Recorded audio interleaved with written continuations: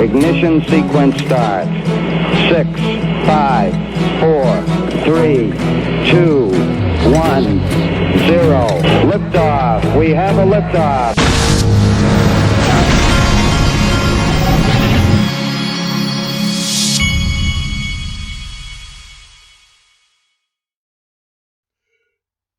Hey everybody, this is the Digital Asset Investor, and today I'm going to talk a little more about some of the mysterious disappearing XRP accounts. I've got one more account that has disappeared that I wanted to bring to your attention at the end of this video and show you, and this was a key person with Ripple in the early days. And I want to show you an account that has now obviously been given to someone new, but I want to go into some of the accounts that have, or one or two of the accounts that have been deactivated that used to be still there, but now somebody doesn't want anybody going through their tweets. All right, I'm going to start here. This is big time too, folks. This is from Chris Brummer. I think he's a lawyer or an attorney who is I think he works at Georgetown University. He's done interviews with Brad Garlinghouse at the DC FinTech or the blockchain, whatever they call their blockchain week or blockchain event there. He says the U.S. federal government could be prohibited from using Ethereum and Hyperledger when they are developing projects due to cybersecurity, NIST cryptographic standards concerns. R3's Corda apparently met the standards. Now, what is the only digital asset that right now that runs on Corda Settler? And that is XRP, folks. There are no coincidences. And then Chris Giancarlo, I believe this was yesterday, Chris Giancarlo tweeted this: time for the U.S. to get in the game. And remember, Chris Giancarlo is the one that's running the Digital Dollar Foundation, Digital Dollar Project, which is backed by Accenture, one of the early Ripple investors. This guy's in the game. All right. NBK Crypto sent me this. There you have it, folks. The U.S. just became bankrupt. Here's the U.S. unfunded liabilities. Here's the U.S. total national assets.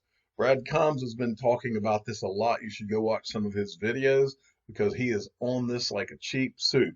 Trust me. But this, everything that's going on right now reeks of a debt jubilee, like Brad Combs has been talking about, and a debt reset and a global reset and rolling the entire world's financial system into a new order. Okay? All right. Keanu Patel sent me this. Here's another disaster coming from, this is from the guy that wrote Rich Dad, Poor Dad. Pension bombs exploding. Kentucky's pensions less than $9 for every $100 promise. Pensions next big crisis. If state goes bankrupt, what happens to police, firefighter, teacher pensions? Who stole their money? Shouldn't Wall Street bankers return the money they stole? Criminals. Wow, that's some pretty tough talk. Then Maroon XRP, this is the official neighbor of the Digital Asset Investor channel. He sent me this the other day, and I told him I couldn't. There wasn't a translate thing on what he sent me. I didn't think.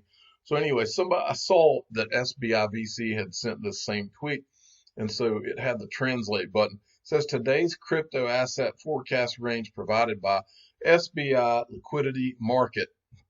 And it looks like, because what I did is I went and I did the conversion.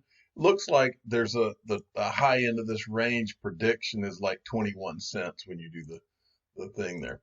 All right, wanted to show you this video I had never seen from July 2019, Real XRP Man. You know, generally, if you sort of zoom out, do you feel like, you know, the level of... Had a lot of experience coming into government. I didn't want you to see the whole video. I think what he says that I'm interested in is towards the end. With the one area I had no experience, and I'm happy to say I had no experience, and I kind of got a crash course PhD in, was sanctions. So at Treasury, we manage all the sanctions programs, and I probably spend half my time on this. And sanctions are very important. Combating financial terrorism is very important. So One of the things I think of as we talk about innovation is in the United States, kind of we have our anti-money laundering laws apply, okay, to whether it's crypto assets or wallets and things like that. I think we got to be careful as we talk about innovation, and we got to strike the right balance of kind of making sure that our financial system isn't used for bad purposes with creating enough innovation that we don't have bureaucracy around that. So there you go, sanctions. That's a big deal in this thing. Well, it's good that Ripple has got someone for their economic sanctions program. That fits right in with that. And never forget the general counsel, Stuart Alderati, that is at Ripple right now, worked for Steve Mnuchin at CIT Bank. Okay, and we can draw at least 2 or 3 lines directly from Ripple to Steve Mnuchin, maybe 4 or 5 lines.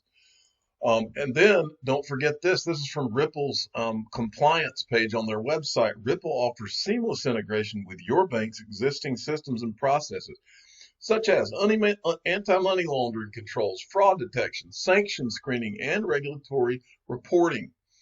All right, so, and things are about to get interesting because now we're going to go into these missing accounts. There are several accounts. Most of them were very active around 2018, and they just keep disappearing. Rachel Lee, XRP Trump. We've got Tony Valentino disappeared. There's at least 4 to 6 or 7. Well, I found a new one today that disappeared. This is someone who actually worked at Ripple. But first, we're going to talk about Rachel Lee. I decided to go. I had looked around Twitter and found people that had screenshot some of the tweets, but I decided to go to Google and see if I could find anything else. So here we go. But before we get to those, there's one thing I was going to show you. I think this is the first thing I turned up. Love debating with you. So I've got 7 years because the document's referring to. Anyway, this is a Ryan Zagone video that came up in my search. And here it is, the last 5 minutes here. Ready to go. By the way, this is from Bank XRP. Go give them a subscribe.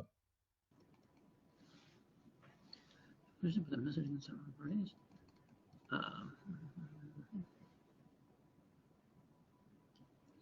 a question on how do we deal with disputes or claims for redemption where there's a difference in opinion on what happened with the payment. So we talked about the governance framework on a previous slide, about this advisory board we pulled together to enable or to design commercial frameworks, rules, and standards. Within that body of work, then that network agreement, we define the dispute resolution process that all the banks on the network agree to. So we have certainty around if there's a dispute after a payment has been settled, these are the processes we take to resolve that dispute or resolve instances of fraud. So we've incorporated that into the network agreement, much like you'd see on a traditional payment system.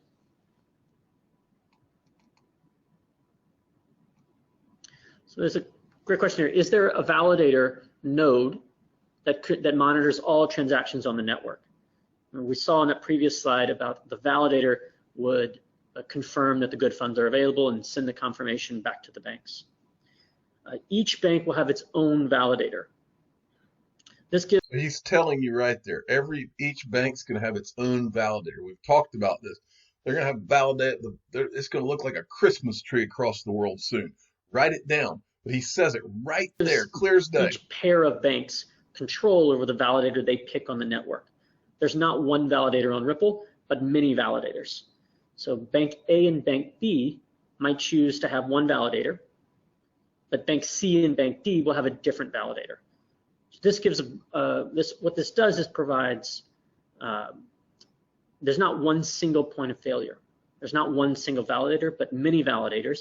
So that if something does happen to one validator, other banks using different validators can continue to make transactions. Makes complete sense. I'm going to see if I can get to the last part, fast forward in here a little bit. Exchange in the local country. A bank can opt to buy XRP directly and hold it on its own account if they would like to do that. But we also have the option of going to a local exchange. Now, the local exchanges is a crucial part of that liquidity ecosystem. We need to have many local exchanges in many countries to provide lots of liquidity. At the beginning of this year, we hired one of the leaders of commodities trading from CME Group in the US, one of the largest commodities exchange houses. He is now running our XRP liquidity partnerships. So he's working with enterprise grade exchanges to list XRP and to provide liquidity into that local currency. So just this week, actually, we listed, I believe it was 6 or 7 new exchanges in a variety of countries that have listed XRP, all part of this approach to build a healthy liquidity ecosystem. Our website has all that listed. Okay, he's referring, of course, to Miguel Baez, who has apparently just left. Now let's get into some Rachel Lee tweets. I went through Google and to see if I could find some more of the tweets that have been salvaged. Here's one. I will summarize Ripple, and this is from, it doesn't say when this is from.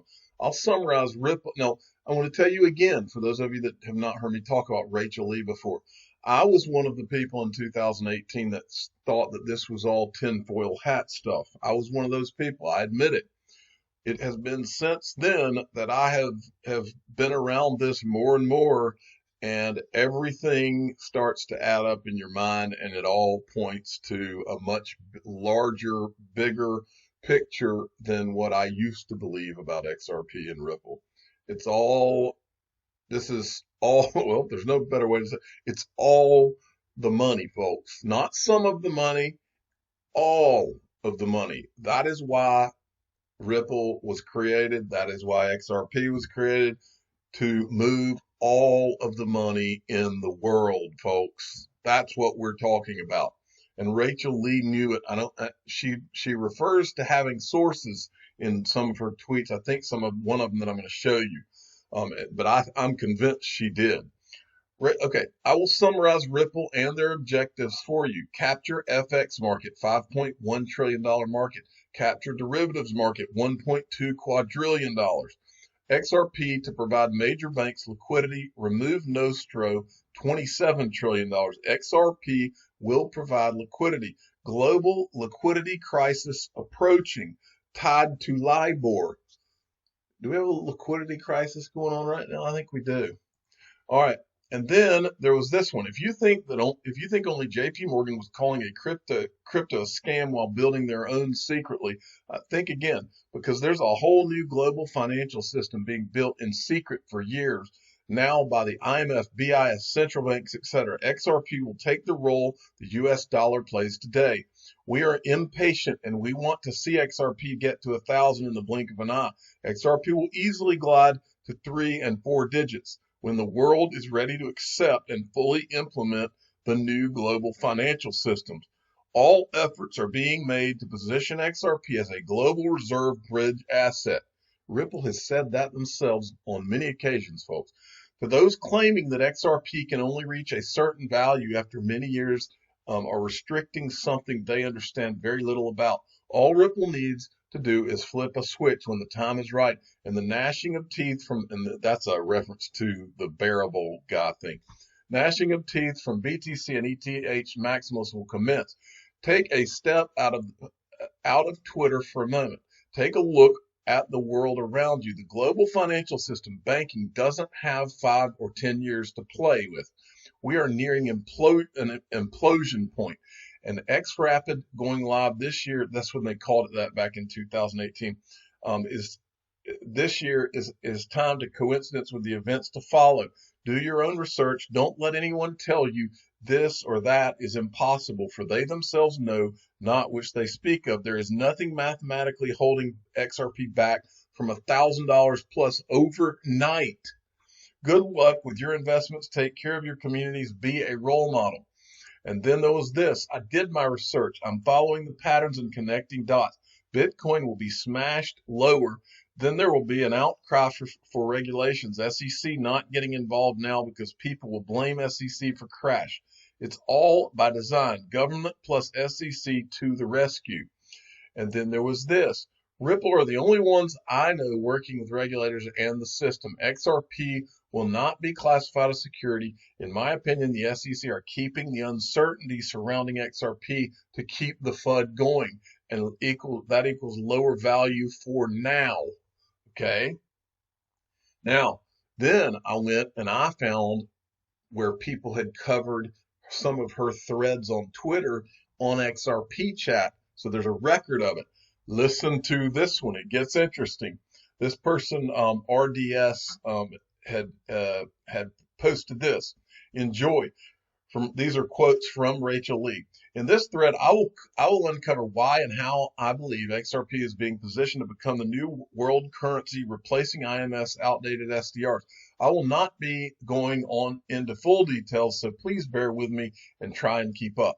The SDR, this talks about what the SDR is, and then it says, and that she's giving credit to the bearable guy, and then here it goes. So this, folks, with what's going on with oil right now, listen up. So the this was written back in 2018, folks. So the WTI is a grade of crude oil used as a benchmark in oil pricing. It is the underlying commodity of the New York Mercantile Exchange's oil futures contracts. Other important oil markets that Ripple has known ties with include Oman, Dubai, and OPEC, Saudi Arabia. West Texas Intermediate benchmark in oil pricing. We've been seeing this WTI on CNBC when they're giving these prices, and it says it's New York Mercantile Exchange, and then Dubai is mentioned, Oman, OPEC, reference basket, and then she goes on. Here we find out that the New York Mercantile Exchange is a subsidiary of the CME Group. In total, CME Group and their subs handle energy and metals related products. Prices quoted for transactions in the exchanges, the basis for the prices that people pay for various commodities globally. New York Mercantile Exchange is a commodity futures exchange owned and operated by the CME Group. And then and then they mention the COMEX, New York, the company's two principal divisions are the New York Mercantile Exchange, COMEX, okay, that's the COMEX, and Commodity Exchange, COMEX, once separately owned exchanges. NYMEX Holdings, the former parent company of the New York Mercantile Exchange, and COMEX became listed on the New York Stock Exchange. So here's that, and then it's a subsidiary of the CME Group, Then she comes down and she says, we've discussed this in previous tweets, how Ripple is tied to the CME Group, not only at the foundation phase, but also Miguel Baez, who sacrificed a top position to join a fintech startup. There are just chessboard pieces being moved around by those powers behind Ripple. And then it shows you when they hired Miguel Baez. Then it says, if you thought that Ripple's partnerships are just random, think again. We've pointed this out previously and do so again. Ripple's current partnership focuses on the strategic interests, FX markets, oil markets, derivatives, not so much remittances as they make you believe. Bank Darfur becomes first major bank in Oman to join Ripple's blockchain network. Ripple and Saudi Arabian Monetary Authority. Wait, let me make sure I didn't miss anything. SAMA offer pilot program for Saudi banks. Then she says, Bretton Woods Committee podcast. Listen carefully how it is discussed that the IMF outdated SDRs could become relevant overnight. Same can be done for XRP, and how replace SDRs with what Ripple is positioning XRP for. And then it goes down Bretton Woods Committee. We've talked about this before. Now let's listen to the Chicago Economic Society discuss the SDR with current and former IMF senior officials. I think there's still t-shirts in the market. I might take one. I'm Claudia. I'm a first-year MPP student too. I'm just wondering what would be the implications of central banks, for example, in emerging markets, who actually we use the dollar to regulate our own currency market, like in our mechanism of auctions. So what would be the implications of maybe not having U.S. denominated reserves reserves, and what would be the implications of the management system within central banks? Like, where do we keep them? The U.S. denominator reserves are easy to to manage. Would the SDR make it easier or harder for emerging markets to manage their capital flows or their currencies? So this is exactly why I started giving importance to the development of a private SDR market. You know, if that market is sufficiently developed so that it has anything close to the liquidity of the dollar, close to the range of SDR-denominated assets that reserve managers can hold their reserves in, et cetera, then it has the advantages of the dollar. But if it's kind of clunky and hard to use, then it'll yeah, just and be... under the current rules, what I think you have in mind wouldn't work. So you cannot use the SDRs as an intervention currency with a private sector. I mean, the private sector is not allowed to hold the official SDR. So there you always Hence your point, right? would have to go through these steps. Exactly, you needed a different system. Well, there's a two-step process that achieves that. If a central bank wants to intervene, it can hold official SDRs, and so that can back its SDR-denominated private intervention in the market. None of these things are impossible. They just don't happen on their own because of inertia, given the great advantages of the dollar currently. I mean, the dollar has the inside track where all these things are easy, but that balance can be tilted. All right. I think you've heard enough there. That's fascinating. And then this is where they were talking the Chicago Economic Society. And again, I've shown you all these things where these IMF people and all these professors, and this is where it all starts in these think tanks and these type discussions. But anyway, so moving along, then this person says their mind's blown, but then she says, listen to Miguel Valles slip up and give it all away. Read between the lines. Ripple cannot be a lender of last resort. That's the IMF's job. And then it says, okay, here we go. Right here. Wait, I think this is still her. Not fine. Miguel states something along that maybe we can become a lender of last resort if you add this with Chris Larson being an advisor on the IMF. Okay. I've shown you this before. Maybe some things would have to change structurally. Maybe we have to have a different organization or something. Who knows, right? But as these capital markets develop, as liquidity develops, there are going to be folks who that hopefully we'll all look back someday and be like, wow, I can't believe I was a part of that. So yeah, I'm obviously pretty stoked. Like, how do you intend to distribute the rest of the XRP then? Yeah, no, that's a good question, Mahir. And I don't necessarily know that we'll ever distribute all of it. In my mind's eye, there's a possibility where, we end up more of a lending kind of, more of a lender of last resort capacity, maybe. Yep. Okay. So, and then this person replied, and then this is the last part of this. Rachel Lee, the 55 billion XRP is the digital gold which the IMF will use to reliquify the world after the next financial crisis, in parentheses, coming soon. XRP will need to be valued in the 4 digits first. This is why the rush is on to get the ecosystem up and running. Accumulate and be patient. Thank you for your support. As I've pointed out, this could moon overnight. All I can say is wait for the October G20 meeting. All will be more clear. The G20 are like the IMF directors. G20, you'll see SEC crushing many cryptos. PolySign will be released. Then it begins. PolySign is set to release this year, by the way, folks. I will summarize Ripple and their objectives for you. This is what we read earlier.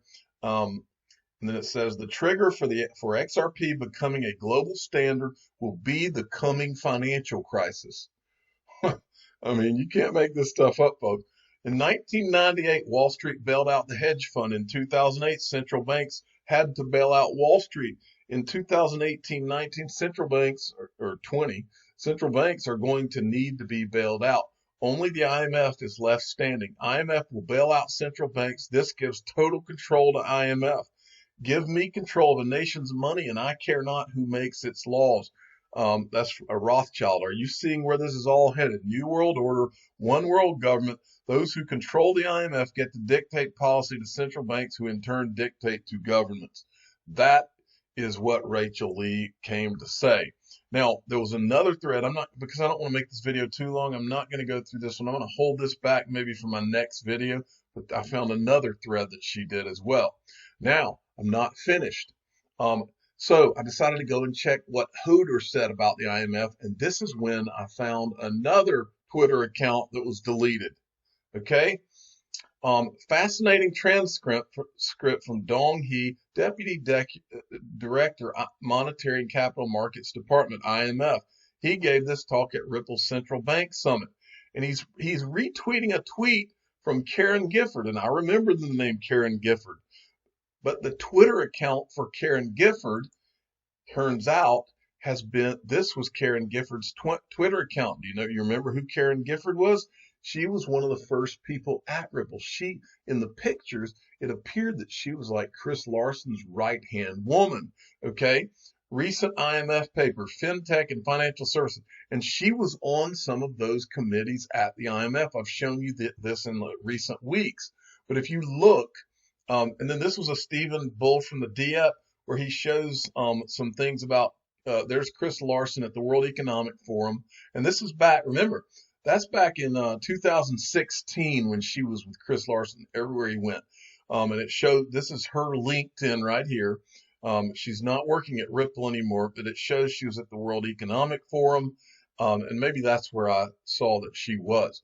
But if you look at her Twitter feed, somebody else with her name now because her Twitter was apparently deleted, and now someone else is using that screen name. So I find that intriguing. Now, this is who she is, if you've forgotten. This is her and Chris Larson with the Prime Minister of Luxembourg. And you remember I've talked about how Ripple obviously has been pretty close with Luxembourg, but she's gone. She's gone from Ripple. Now, when I was doing this research, I also found something I had never found. I've been talking to you about how important the Brookings Institute is, and how that's one of these think tanks where all these ideas are bounced around before they become world changing. Well, she wrote this paper, Special Advisor to Ripple Labs, Enhanced Anti-Money Laundering and Financial Access, Can New Technology Achieve Both? And I think this was after she left Ripple. The point is, she's a big, important player in this whole game, and for some reason, she's now deleted her Twitter account. And then finally, I want to finish this up. For those of you who haven't gotten one, Ledger still has these deals where they have these packs where you can get a discount on the Ledger Nano S's. It's in the description of all my videos. So go get one if you don't have one, if you need to store your digital assets offline for safe, secure storage. I'm the digital asset investor. I'm not an investment advisor. This is for entertainment purposes only. Please subscribe and hit the like button and tell your friends and family that I am fascinated by these deleted XRP accounts. And I believe some of these people knew things before any of us even thought that was even reality. Thank you for listening.